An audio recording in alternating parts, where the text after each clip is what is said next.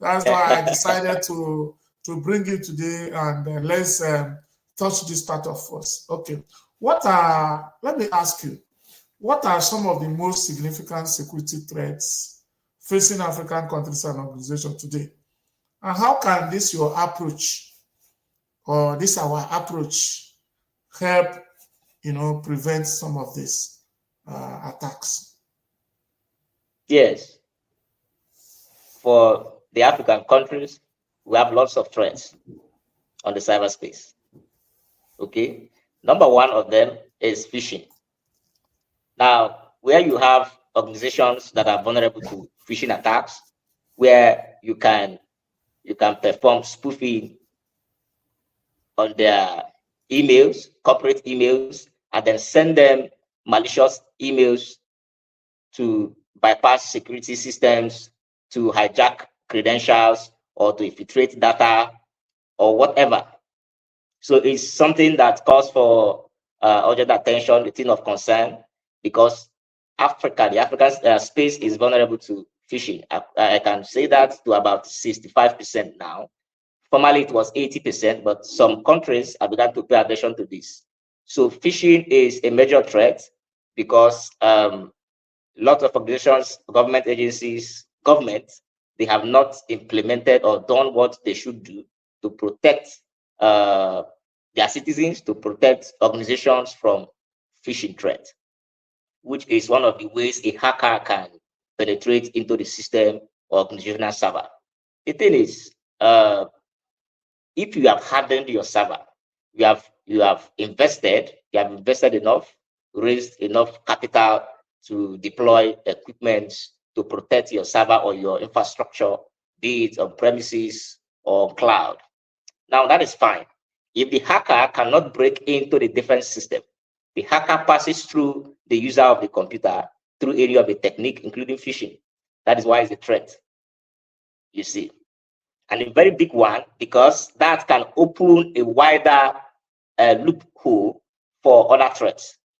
Once one becomes a victim, the hacker can also penetrate and then gain persistence. Once the hacker sits there on that system or the server, the hacker can do anything at all. The hacker can harvest credentials, perform privilege escalation, supply chain attack, and the rest of them. There are lots of them. So phishing, most importantly. Again, we have ransomware attack. Enough awareness have not been created on this, and the infrastructure being deployed by a lot of countries in Africa, they're not enough. They're not strong enough to protect critical systems from ransomware attack. And why did I say that? Cybersecurity is not cheap. Okay, if you have defenses that can protect you, they are quite expensive. Just like you have the air defense system in some of these developed countries, the ones that are highly sophisticated that can trap any kind of missile, they are expensive. So that is how it is in cybersecurity. So we have expensive tools, technologies that can trap some of these malwares, but they're expensive, you see. So ransomware is a big threat because once it encrypts your data, okay, once it encrypts your data, you have to pay a huge sum of money. Now it's going to be in dollars. Now it is 50-50. You can pay the money, it's possible, you pay the money and you will not have your files back. So you lose your file, you lose your money. So it's another way for hackers to extort people because you have to pay a ransom to get your files back. And then after you have made first payment, they can still deny that they haven't received the money because it has to be in cryptocurrency. They haven't received the money, you make another payment until you're exhausted. So it's another form of extortion, you see. So in Africa here, we are having this challenge, it's a big threat, ransomware, and the one way of propagation is quite easy. It's quite easy to penetrate systems in Africa. Africans, they are beginning to wake up, although they have not done all they should do to be able to protect themselves for this threat. That is for ransomware. And then we have other threats that are very common, like DDoS attack and denial of service, which is very common.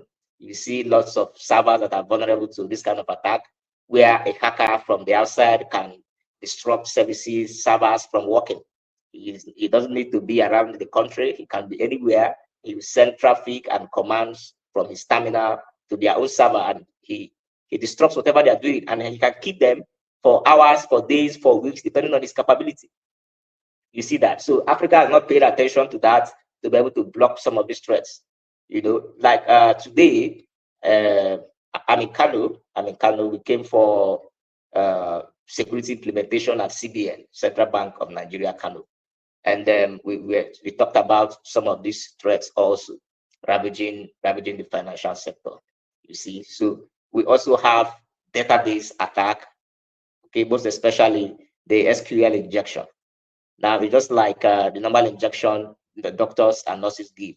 Once you inject someone, probably you are trying to inject a gentamicin into the person. So it's a drug that reacts once it enters the body. That is how it is with SQL injection or other forms of injection in hacking. So once you inject a code or a malicious code to a server begins to misbehave, you see, or creates a loophole for you to perform other forms of attack, which is very, very predominant in Africa. Most servers, I can say up to 70% of them, they are vulnerable to one form of injection or the other, most especially SQL, where you have access to the database of their server. You can administrate credentials. You can see all the, probably those employees from the organization. If it's an institution, you see the students. If it's just like, well, last year, yes, 4 or 5 years, last year, we called a big school in Nigeria, a federal school, and we were telling them about the possibility of a hacker penetrating their server and exfiltrating their data, that is students' data and employee data. That is, we were telling them that it was possible for a hacker to download their database. Now, the contact person told us that they were on their way to another country for a cybersecurity training. While we were telling them that their house was on fire, they didn't pay attention to us. So 5 months later, okay, now malicious hackers hacked the website. This is a very popular federal university in Nigeria, and placed this site has been hacked on it. The dates that we're talking is still there. You see, so it's a big threat to Africa, to West Africa, to Nigeria, everywhere.